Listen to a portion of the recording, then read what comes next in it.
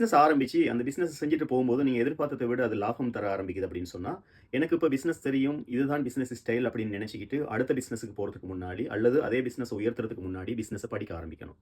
Business தெரியாம அல்லது கொஞ்சம் தெரிஞ்சுக்கிட்டு நீங்க பிசினஸ்க்குள்ள வந்தீங்க.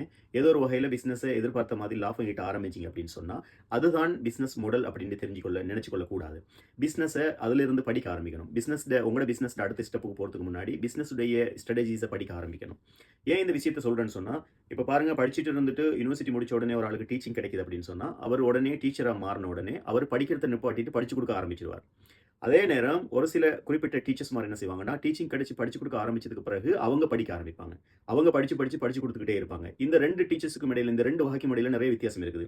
படிச்சு முடிச்சு படிப்ப நிப்பாட்டிட்டு படிச்சு குடுக்க ஆரம்பிக்கிறது வேற, படிச்சுக்கிட்டே படிச்சு குடுக்குறது என்பது வேற. இவங்க 2 பேருக்கும் இடையில இவங்க குடுக்குற அவுட்புட், இவங்கட ஆட்டிட்யூட், இவங்கட ரிசல்ட்ஸ், இவங்கட பெர்ஃபார்மன்ஸ், இவங்கட கான்சன்ட்ரேஷன், இவங்கள்ல படிக்கிற மாணவர்களுடைய ரிசல்ட்ஸ் எல்லாமே